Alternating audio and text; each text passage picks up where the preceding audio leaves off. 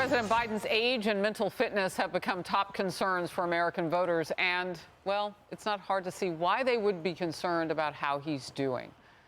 He is now skipping the traditional and iconic Super Bowl interview. Presidents do this sort of thing, especially in election years, because that audience is enormous. Just yesterday, President Biden appeared to forget the word Hamas.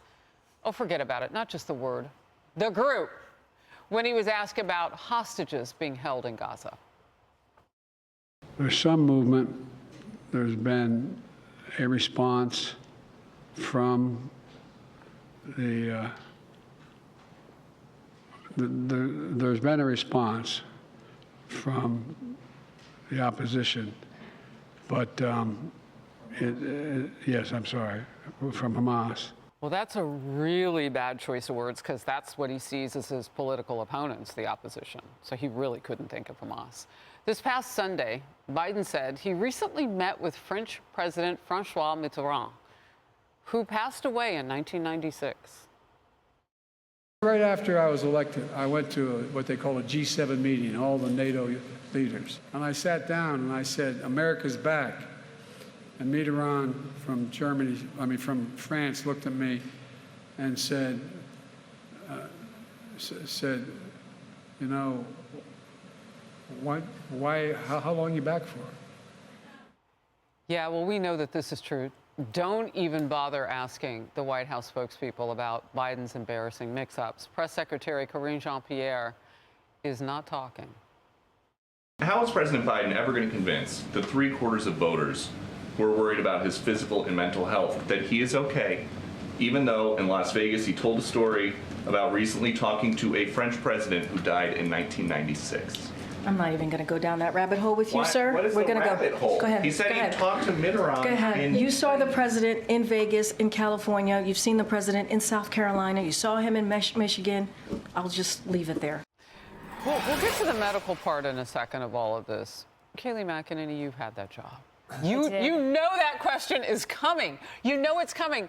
Is that how you handle that? No, you are not dismissive of what could, I guess, best be described as the #1 concern of American voters as it pertains to your principal, President Joe Biden. Every poll, 3/4 of voters say he's too old, he lacks the mental acuity. The NBC poll, 46 to 23, I believe it was, they believe Trump has the necessary physical and mental fitness vis-a-vis Biden.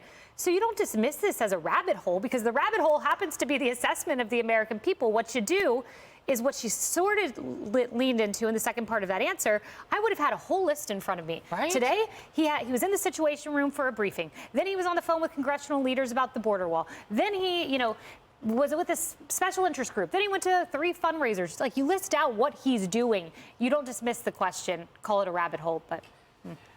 Dr. Siegel, last hour I had on Mark Penn. He's a guru among Democrats and a polling genius. He said that he's been brushing off the whole age and fitness thing up until that moment because of where we are and the war between Israel and Hamas. He said that gave him particular pause, because what he realizes is he may not have a grasp of right now, and Hamas is a big deal right now. You can't just not get that right. France is a big deal, too, and he almost said Germany. Listen, Harris, I like what you said in the last hour. I watched you on the Focus with this, and you said it's not about age. It's about fitness. It's about mental acuity, and that's the medical issue here. Absolutely the medical issue here, because he may retain some of his political skills, but you also said something to me that I also agree with. He's gotten meaner. He used to be a deal maker. He used to be someone that reached across the aisle. That executive function is eroding to me. And I've talked to top neurologists about this. He's losing his memory for sure. But in addition to that, he's losing some of the skills that we need for leadership. And the American people need to vote on that. And they should be watching him at the Super Bowl. If he would agree to come, that's where we make that assessment. And that's what Mark Penn said. This should be the #1 priority for the White House, is to get that monster interview, because, Trump wants it. Would they give it to Trump? Can you imagine? Biden might cry on camera. And remember how Karine Jean-Pierre dismissed it, which was that, well, we know that people are focused on the game, she said. But the point is that part of it was tradition. So then I guess, does that dovetail in with their deliberate strategy? Is their communications director called his absolute refusal to engage with the press? They said, we'll meet Americans where they're at. pretty sure everyone on Sunday is going to be watching that game. So why don't you meet everyone where they're at? We know the reason. Yeah. Wow. Leslie. I think it's good that he doesn't do it, especially with this whole Why? Taylor Swift conspiracy that he's she's not caught up in conspired. that. Right? No, he's not caught up with that. But this is the reason. Everybody has been complaining with Taylor Swift that you can't just watch football. Can't just football be football? Can't we just have the NFL? And I think if the president speaks before, even though it's tradition, Is that the game seriously your at this concern time. more than the gaffes we've yeah. just shown you?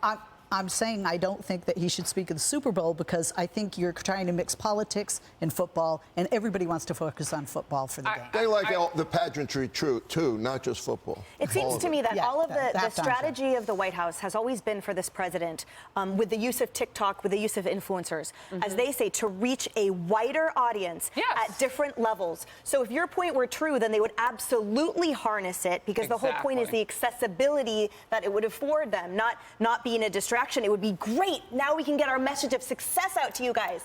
Oh, wait, that's not a real message. Well, I think about all the presidents who have done this. Right. And how long a news flow they get after doing that interview at the Super Bowl, because most of them don't do a sit down for a little while because they have the Super Bowl.